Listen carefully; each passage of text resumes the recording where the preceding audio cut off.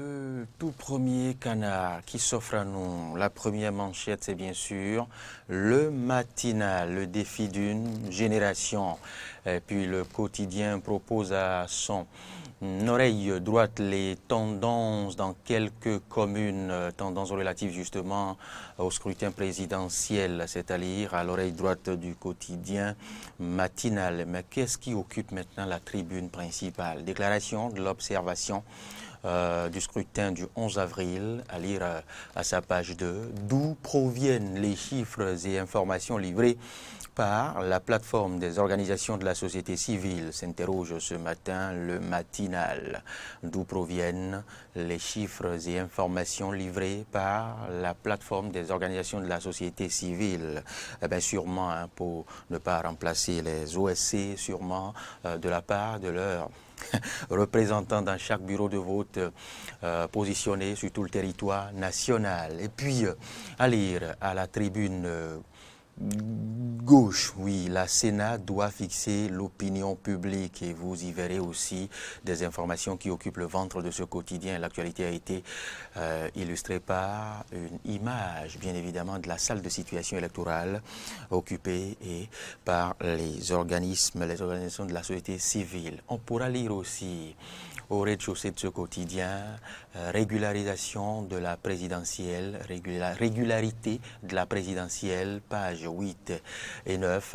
La Cour constitutionnelle rejette la demande de suspension de l'élection présidentielle. Vous pourrez lire l'intégralité de la décision au rez-de-chaussée, bien évidemment, de ce quotidien. C'est dans les colonnes, bien évidemment, de ce quotidien, le matinal. On évolue, on parcourt maintenant autre manchette. La prochaine manchette est intitulée « L'indépendant ». Que propose l'indépendant à sa tribune? La Cour constitutionnelle rejette la demande d'annulation de l'élection de Talon, de l'élection présidentielle.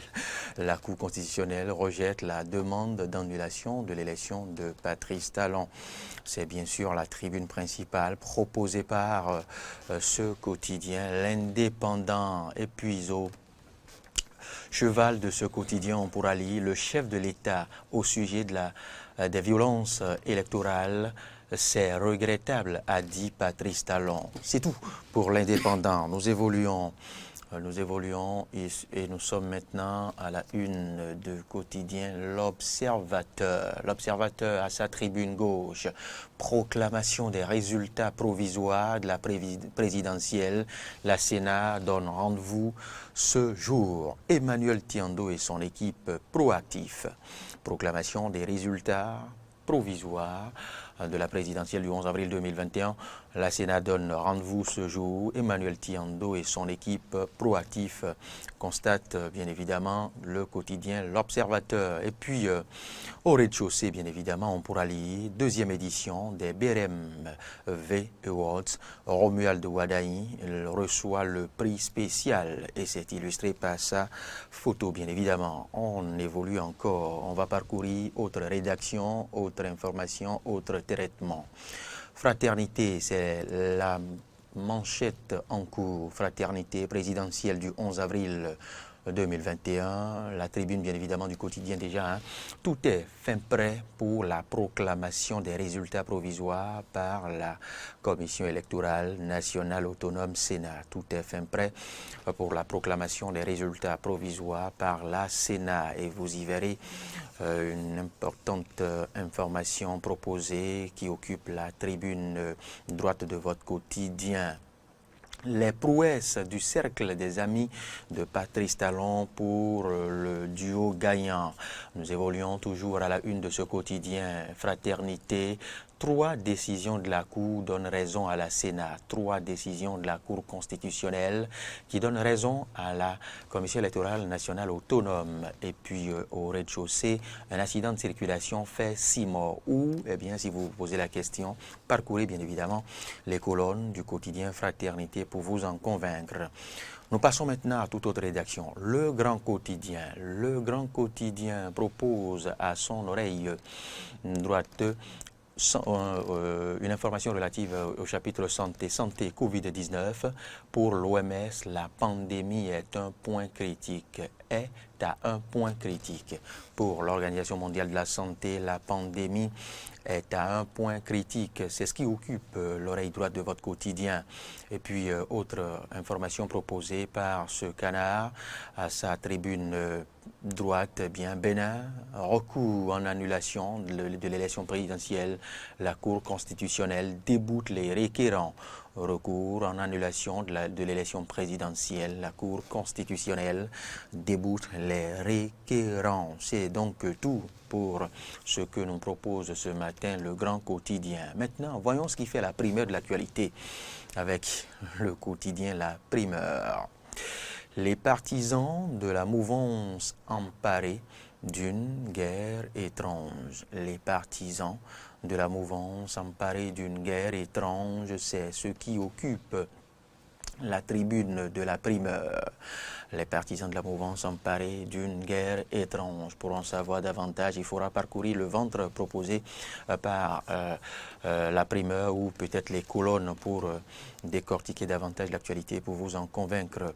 Les 7 sages de la Cour constitutionnelle ont dit non au recours en annulation de la présidentielle du 11 avril. Les 7 sages de la Cour ont dit non. C'est ce que propose en sous-tribune gauche le quotidien La Primeur. Et puis le parti FCBE de Paul Rompé et de Soumanou Djemba dénonce des irrégularités et appelle à la sérénité. Le parti FCBE dénonce des irrégularités et en appelle à la sérénité. C'est du moins l'info au cheval de votre quotidien. C'est tout pour La Primeur. De concert avec la réalisation, nous ouvrons maintenant les pages. D'abord, nous partons, je dirais, de la une, de la cloche quotidienne, La Cloche, qui propose à sa tribune principale, eh bien, la Cour constitutionnelle déboute les requérants, mais un peu plus en haut, pour ne pas parler du bandeau de ce quotidien, du bandeau, je dirais la partie gauche du bandeau, bien évidemment. Le mois de jeûne des musulmans débute ce mardi 13 avril 2021. Le mois de jeûne des musulmans débute ce mardi 13 avril 2021. Nous restons d'ailleurs de cœur avec toute la communauté musulmane au Bénin, les frères et sœurs qui pratiquent cette sensibilité religieuse. Nous évoluons toujours à la une de La Cloche. Nous sommes à la sous-tribune. Lendemain du scrutin présidentiel, les grandes tendances connues au plus tard ce soir. Lendemain du scrutin présidentiel, les grandes tendances connues au plus tard ce soir. C'est à la page 3 de ce quotidien. Et puis le Bénin a organisé ce scrutin sans aucun apport financier extérieur. Financement de la dernière présidentielle, le Bénin a organisé ce scrutin sans aucun apport financier.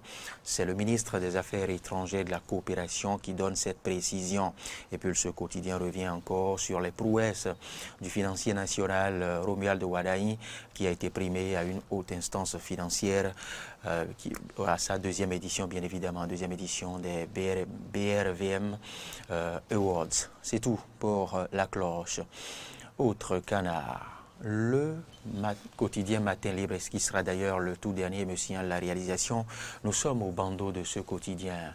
Après l'élection présidentielle, l'opposant Komé Koutié insiste sur les assises nationales. C'est du moins le bandeau proposé par Matin Libre, et à sa tribune, on pourra lire 24 heures après le calme plat.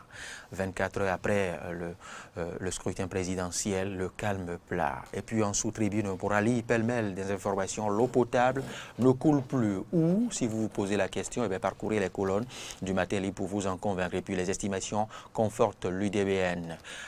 Eugène Azatassou répond à Patrice Talon.